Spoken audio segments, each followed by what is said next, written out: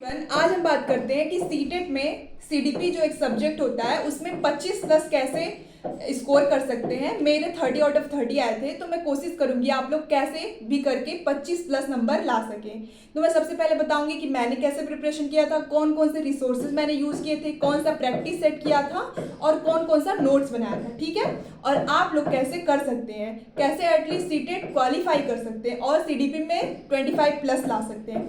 तो देखिए, सबसे पहले जब मैं बीएड पास आउट करती हूँ, पास आउट नहीं करती हूँ, अभी बीएड मेरा चल रहा होता है, तो मैं ऑफलाइन कोचिंग ज्वाइन कर लेती हूँ यूपी टेट की कोचिंग ज्वाइन करती हूँ। तो वहाँ पे सीडीपी पढ़ाया जाता है, जो वो सर बहुत ब्रॉड में पढ़ाते हैं, मतलब मनोविज्ञान की उत्पत्ति कैसे होती है और ब्रूनर का सिद्धांत और गुथरी का सिद्धांत, बहुत ब्रॉड में उन्होंने सीडीपी पढ़ा दिया। फिर इसके बाद मैं जब प्रैक्टिस सेट लगाती थी तो मुझे लगता था कि इतना डीप में तो सीडीपी नहीं आ रहा है सीटेट में एटलीस्ट। फिर मैं हिमांशी मैम का वीडियोस देखी, मैं उनके नोट्स बनाई, उनके नोट्स फिर मैं प्रैक्टिस सेट लगाती थी तो मुझे क्वेश्चन मेरे हो जाते थे। तो मुझे लगा कि जो मेरे नोट्स हैं ऑफलाइन कोचिंग के वो बहुत ब्रॉड में हैं, इसलिए मैं उसको नहीं पढ़ती थी, उसको थोड़ा बहुत कम पढ़ती थी। फिर मैंने सीडीपी हिमांशी मैम का पढ़ा, उनका नोट्स बनाया, चंद्रा इंस्टीट्यूट का पढ़ा, उन्होंने भी बहुत ब्रॉड में लिखा है, फिर मैं देखती थी क्वेश्चन मैच नहीं कर रहे चंद्रा के। फिर सचिन सर का भी मैंने पढ़ा, सचिन सर के भी नोट्स बनाए। तो मेरे पास 4 टोटल नोट्स हैं, एक तो मेरे ऑफलाइन का हो गया, एक चंद्रा इंस्टीट्यूट का हो गया, एक हिमांशी मैम का हो गया और एक सचिन सर का हो गया। टोटल मेरे पास 4 नोट्स हो गए। लेकिन जब एग्जाम टाइम आया और मैं प्रैक्टिस सेट करती थी यूथ पब्लिकेशन से, सारे क्वेश्चन पहले लगाती थी। अगर मान लीजिए मैंने 30 क्वेश्चन सॉल्व किए, मेरे आए 25 नंबर। फिर जो 5 नंबर गलत हुए हैं वो मैं क्वेश्चन देखती थी कि ये क्वेश्चन क्या कह रहा है और मैं वहां तक क्यों नहीं पहुंच पा रही हूँ, क्यों मैं सोच नहीं पा रही हूँ। तो उस 5 क्वेश्चन को मैं अपने इसी नोट्स में नोट कर लेती थी। तो इसलिए मेरा एक रजिस्टर पूरा सीडीपी के लिए बन गया और मेरे यही कारण है कि मेरा 30 आउट ऑफ 30 आया था जूनियर में और प्राइमरी में आया था 29 आउट ऑफ 30। तो देखिए मेरे टोटल कितने हो गए, 4 नोट्स हो गए। फिर प्रैक्टिस सेट जितना ये मोटी वाली यूथ वाली पब्लिकेशन की बुक थी पूरा करा, प्राइमरी का भी जूनियर का भी सब करा और जो क्वेश्चन गलत होते थे उसके भी नोट्स, टोटल 5 नोट्स बन गए। ठीक है, लेकिन मैंने पढ़ा सिर्फ 2 नोट्स, या तो हिमांशी मैम या सचिन सर। और हिमांशी मैम की 9 बजे से मैराथन होती थी तो मैं सब काम छोड़ देती थी, दिन भर जितना पढ़ा। ठीक है, हिमांशी मैम की जो क्लास होती थी ऑनलाइन वो मैं उसको बहुत ध्यान से देखती थी, उसका नोट्स नहीं बनाती थी, बस ध्यान से क्वेश्चन को समझती थी कि क्या कहना चाह रहा है क्वेश्चन, हिमांशी मैम कैसे समझाती हैं। तो ऐसे करके मैंने किया। तो मैं आप लोग को बताती हूँ कि अगर आपको सीटेट पास करना है तो 2 सब्जेक्ट आपका बहुत इजी है, एक तो हिंदी और एक तो सीडीपी। अगर सीडीपी और हिंदी में आप मेहनत कर दोगे ना तो 25-25 प्लस नंबर आएंगे, 25-25-50 ऐसे ही हो गया, 40 नंबर ईवीएस और अपने सब्जेक्ट में मेहनत कर दो, या फिर अदर लैंग्वेज जो है हिंदी संस्कृत या इंग्लिश उसमें मेहनत कर दो, दोनों मिला के 40 नंबर ला दोगे 60 में से, तो भी सिलेक्शन की संभावना हो जाती है ज़्यादा, 90 में से। तो टोटल 90 नंबर ही लाना है। तो समझ रहे हो, सबसे इजी सब्जेक्ट है हिंदी और सीडीपी सीटेट के लिए।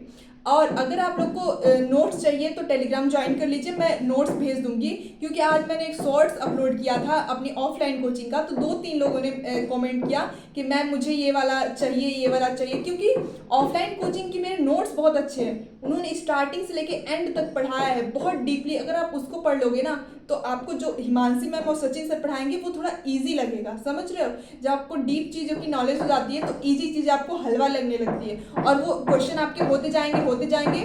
सबसे ज़्यादा पहले नोट्स प्रिपेयर कर लो, नोट्स पढ़ो, मल्टीपल टाइम रिवाइज करो और प्रैक्टिस सेट तो रोज लगाने, चाहे आप हिंदी के लगा रहे हो, चाहे सीडीपी के लगा रहे हो, किसी के भी लगा रहे हो।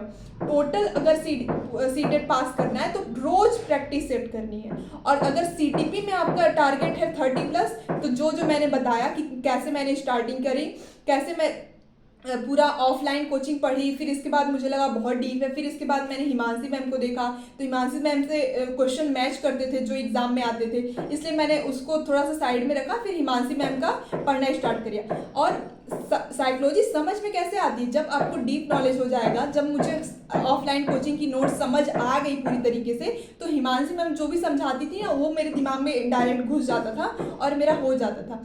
जब मैं एग्जाम में गई थी तो मुझे भी भरोसा नहीं था कि मेरा 30 आउट ऑफ 30 आएगा और टोटल 115 नंबर आएंगे। मुझे भरोसा नहीं था। जिस दिन आंसर की आने वाली थी उस दिन मैं बहुत परेशान थी कि बस 90 नंबर, मैं टारगेट कर रही थी कि 95 या 90 आ जाए, बस मैं पास हो जाऊँ, फेल ना हूँ। और मेरा फर्स्ट अटेम्प्ट था और अभी मेरा बीएड कंप्लीट भी नहीं हुआ था। तो मैं इसलिए बता रही हूँ, बड़ाई नहीं कर रही हूँ, खुद की तारीफ नहीं, बस ये बता रही हूँ कि अगर आपको लग रहा है कि आपका नहीं होगा तो आप एक बार ट्राई करिए, नोट्स बनाइए, प्रैक्टिस सेट करिए, बार बार जो ऑनलाइन क्लासेस है उसको देखिए, फिर एग्ज़ाम दीजिए, आपका ज़रूर होगा। क्योंकि जिस दिन आंसर की आई थी उस दिन भी मुझे पूरा भरोसा नहीं था कि मेरा हो जाएगा, और जब रिजल्ट आया तो मैं बहुत सरप्राइज थी कि कैसे हो गया। वो अगर आप प्रैक्टिस करोगे आपके क्वेश्चन सही होते जाएंगे और आपको पता भी नहीं लगेगा। तो आई होप आप लोग को समझ आया होगा कि कैसे कैसे करना है। अगर आपको और भी वीडियोस चाहिए हिंदी पे, मैथ्स पे, अलग अलग, तो आप कमेंट करना, मैं वीडियोस बना दूंगी। और आपको नोट्स चाहिए तो आप टेलीग्राम ज्वाइन कर लीजिए और कमेंट्स करिएगा, मैं नोट्स को भेज दूंगी। थोड़ा सा दिखा देती हूँ ऑफलाइन कोचिंग वाला, क्योंकि हिमांशी मैम वाला मैंने अपलोड कर रखा है ऑलरेडी। थोड़ा सा अगर किसी को नहीं मिला है तो मैं फिर से पिनअप कर दूंगी उसको टेलीग्राम पे।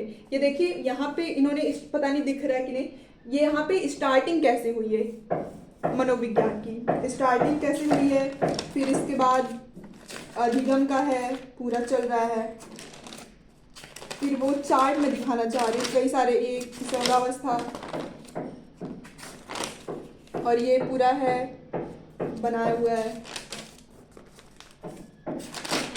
ये पूरा जो है ग्रोथ के हैं चार्ट की, कैसे ग्रोथ, और ये है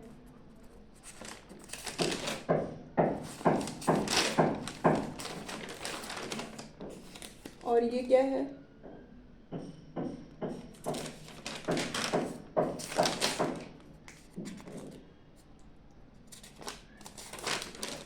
ये सब पूरा चार्ट्स बनाया हुआ है, बहुत अच्छे से प्रिपेयर कराया था उन्होंने। तो आप लोग कर लीजिएगा, मैं डाल दूँगी। Thank you so much.